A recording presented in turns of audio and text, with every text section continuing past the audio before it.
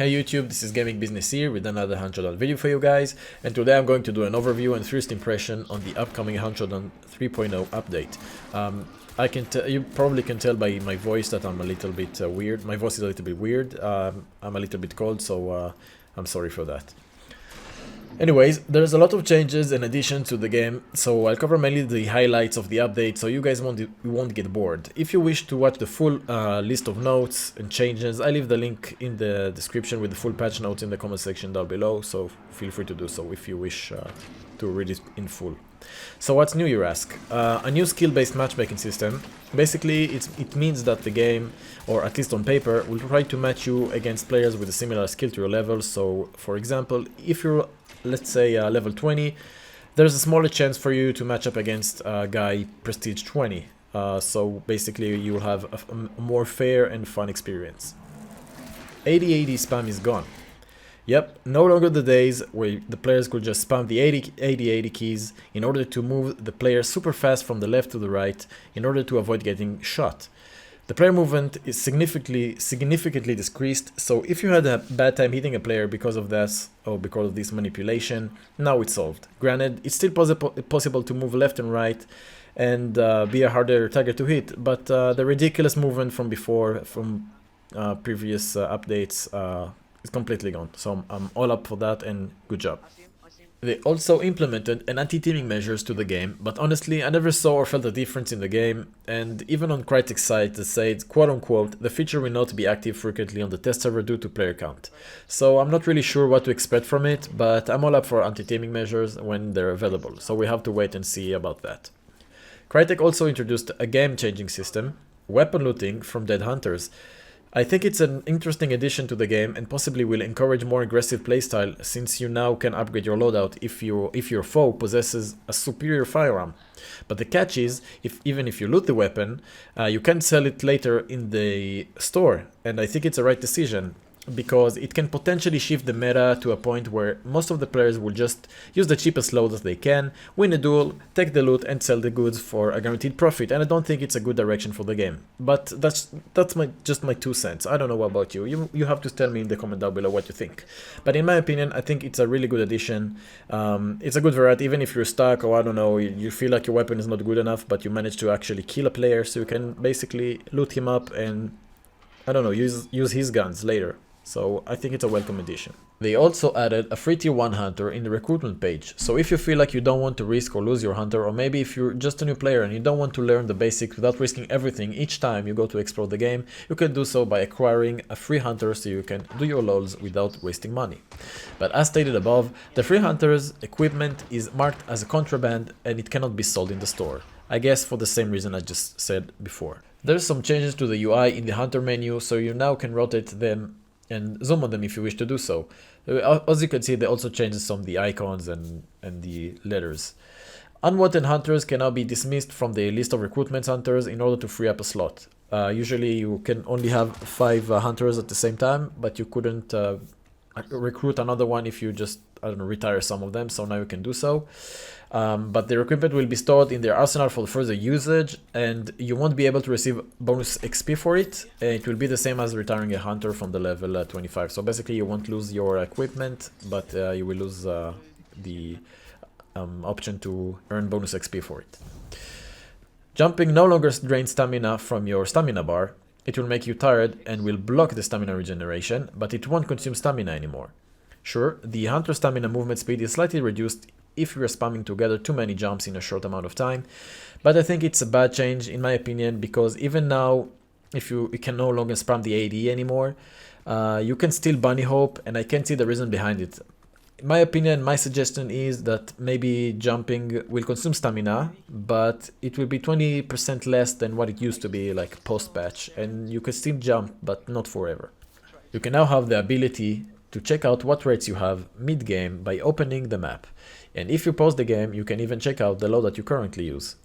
There's also a nerf, and some say a big nerf, to the Hellhounds, so basically you can now one headshot them if you're in the right range with the right ammo type. For example, they will now die with one headshot with long bullets at any range, with the exception of the uppercut, which is more or less will be at the same of the Vitelli, so basically medium range. it will be one headshot with medium bullets until long range, and one headshot with compact bullets over short range. So it's like the headshot mechanic. So the better your ammo type is, or the longer, or the bigger I should say, the better the range you can one headshot the Hellhounds. Also, Hellhounds body shots will deal more damage now, so they're easier to deal with. And I think it should be nerfed. The Hellhound was way too powerful, but now it seems like they're not really intimidating. Like before those changes, I was like, every time I saw dogs and Hellhounds, I was like, no way, I'm trying to aggro them. They're too powerful. And now they're not seems like a real threat now. So I think it's just I need a little more polish and tweaking, but it should have been nerfed in my opinion. There's also a list of melee strength and weaknesses for different types of AI monsters. It's a pretty long list, so feel free to read it in the full patch notes link that I will leave in the description.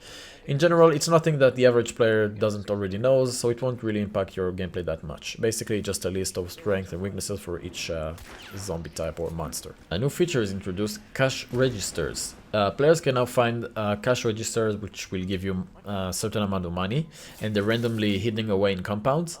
Player can interact with them and loot them for money. It's the same amount in chests as looting Dead Hunter, so basically you can loot 50, 100, 200 and 500 bucks from it.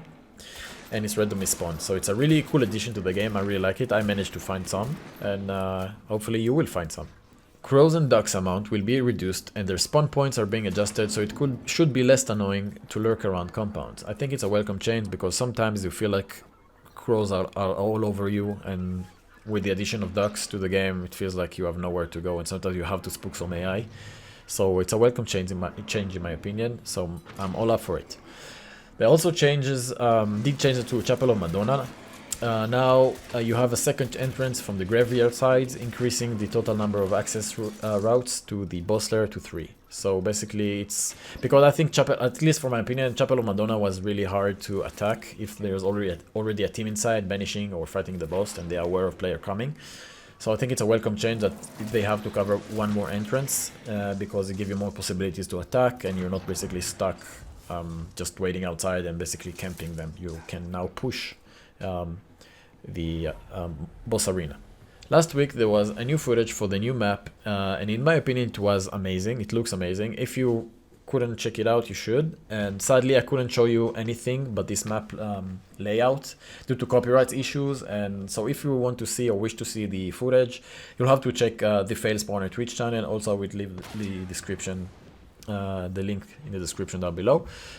It looks amazing. For my opinion, it seems like there is too much open fields, and on the other hand you have a lot of trees and woods. So I don't know, really, it's like a combination of the two. And gladly, at least for me, there wasn't much water spots. It was really nice to see, and I think the game desperately needs a new map, and that's a welcome change. We will have to wait and see about the final results, if the map is good enough or not. But anyways, I think it's a welcome change, so it's really good that they're doing it. I'm really happy.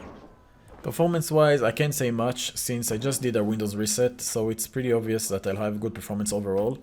But the game seems to be very stable at the moment and smooth, so I hope you will guys have the same experience as well.